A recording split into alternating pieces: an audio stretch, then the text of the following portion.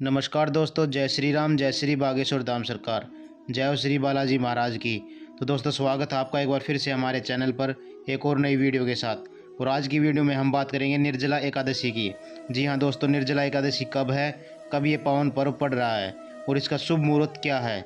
निर्जला एकादशी में किस देवता की पूजा की जाती है, साथ ही इसकी पूजन विधि क्या है। तो दोस्तों, आपको तो पता ही होगा कि निर्जला एकादशी जिसे साल की सबसे बड़ी एकादशी कहा जाता है और ऐसा माना जाता है कि इस दिन व्रत रखने से मनुष्य को अपने सभी पापों से छुटकारा मिल जाता है और इस दिन किए गए दान, पुण्य, व्रत, पूजा और आराधना का फल 100 गुना मिलता है।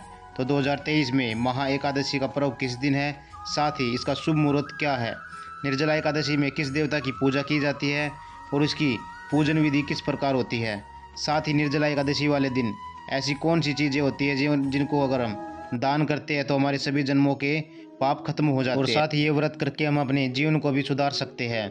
तो और एक साल की सभी एकादशियों का फल एक बार में ही प्राप्त कर सकते हैं। तो दोस्तों, इसी समस्या का समाधान किया है हमारे बागेश्वर धाम सरकार के गुरुदेव पंडित धीरेन्द्र कृष्ण शास्त्री जी ने। उन्होंने अपने भक्तों को बताया कि एकादशी वाले दिन केवल यह 100 रुपये की चीज़ अगर आप दान कर देते हैं तो आपको महान पुण्य की प्राप्ति होती है और सभी एकादशियों के व्रत का फल भी आपको मिलता रहता है। तो जानिए आखिर कौन सी वो ऐसी चीज़ है जिसे बागेश्वर धाम सरकार ने दान करने के लिए बोला है। लेकिन उससे पहले दोस्तों, अगर आपने अभी तक हमारे चैनल को सब्सक्राइब नहीं किया तो प्लीज़ चैनल को सब्सक्राइब कर ले, ताकि बागेश्वर धाम सरकार से जुड़ी और भी बहुत सारी वीडियो आपको देखने को मिलती रहे।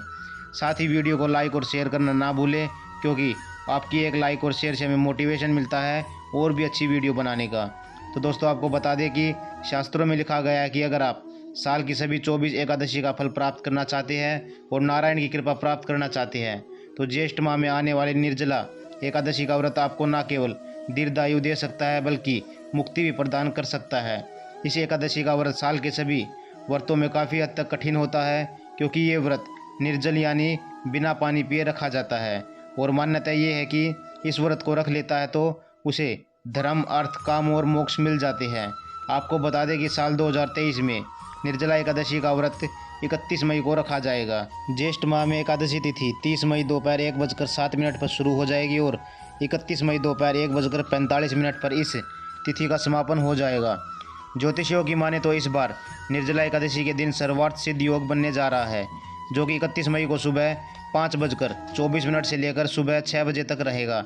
इसलिए निर्जला एकादशी का व्रत रखने वाले भक्तों का व्रत का पालन 1 जून सुबह 5:24 से लेकर 8:10 तक करने की सलाह दी गई है। एकादशी व्रत के महत्व के बारे में अगर बात की जाए तो शास्त्र कहते हैं कि इस दिन सभी को बिना जल पिए भगवान विष्णु की आराधना करनी चाहिए। जो भी ऐसा करता है उन्हें साल की सभी एकादशियों के व्रत का फल में एक साथ मिल जाता है। शास्त्रों में यह भी लिखा गया है कि 5 पांडवों में से सबसे शक्तिशाली भीम ने केवल इसी एकादशी का व्रत रखा था, लेकिन भूख और प्यास की वजह से वह मूर्छित हो गया था और यही कारण है कि इसे भीमसेन एकादशी भी कहा जाता है।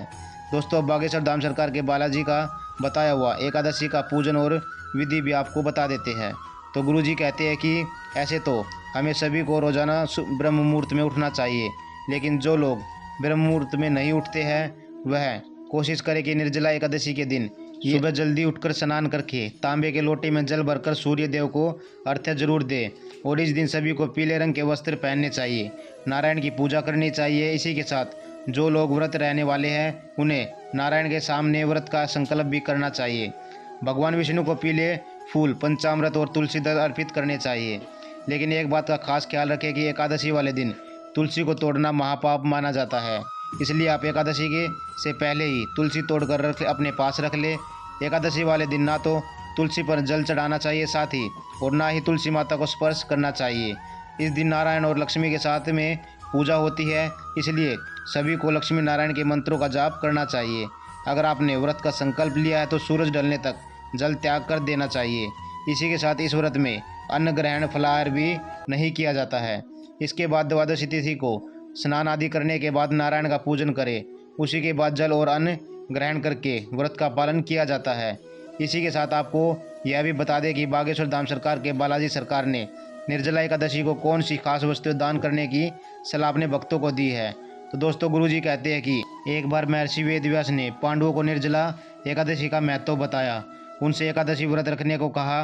महर्षि वेदव्यास ने बताया कि निर्जला एकादशी कि सभी एकादशियों का फल प्राप्त होता है।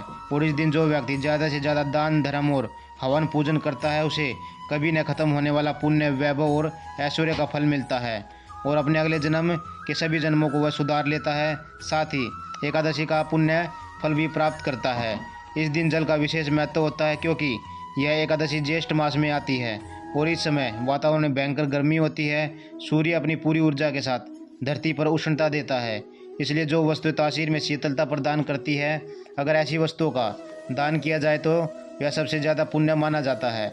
गुरुजी कहते हैं कि अगर आप निर्जला एकादशी वाले दिन छाता, वस्त्र और जूते दान करते हैं तो शास्त्रों के अनुसार आप मरने के बाद सोने के विमान में बैठकर स्वर्गलोक जाएंगे। इसी के साथ निर्जला एकादशी पर जो व्यक्ति गर्मी से बचने वाली वस्तुओं जैसे कपड़े आदि का दान करता है उन्हें स्वर्गलोक में जाकर सब प्रकार से सजे हुए वस्त्र और आभूषण पहनने को मिलते हैं। इसी के साथ निर्जला एकादशी के वाले दिन खीरा, ककड़ी, खरबूजा दान करने वाले व्यक्तियों को सभी मनोकामनाएं पूर्ण हो जाती है और साथ ही लक्ष्मी नारायण भगवान का आशीर्वाद भी उन्हें प्राप्त होता है। इसी के साथ जो लोग इस दिन जल का दान करते हैं, गरीब लोगों को मीठा और ठंडा शरबत पिलाते हैं, तो ऐसे लोगों को महान पुण्य की प्राप्ति होती है और 1000 अश्वमेध यज्ञ के बराबर पुण्य फल मिलता है। दोस्तों, गुरुजी कहते हैं कि निर्जला एकादशी वाले दिन गाय की सेवा करना भी आपके लिए फ़ायदेमंद हो सकता है। इस दिन शास्त्रों के अनुसार गाय को बिना नमक की रोटी गुड़ के साथ खिलाना चाहिए और ऐसा करने से इंसान को उसके सभी पापों से मुक्ति मिल जाती है, उसे धन, दौलत और ऐश्वर्य मिलता है। इसी के साथ गरीबों को अन्न, वस्त्र और विस्त्र दान करने से महान पुण्य फल की प्राप्ति होती है।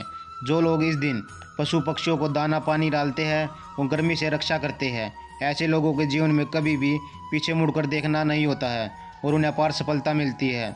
गुरुजी ने निर्जला एकादशी वाले दिन अपने सभी भक्तों को 100 रुपये की एक ऐसी चीज़ दान करने का भी विधान बताया है जिसे अगर आप कर लेते तो आपका परिवार सुख समृद्धि से भर जाता है और आपका गड़ा हुआ खजाना भी मिल सकता है। तो गुरुजी ने बताई गई 100 रुपये की वह चीज़ है मिट्टी का घड़ा।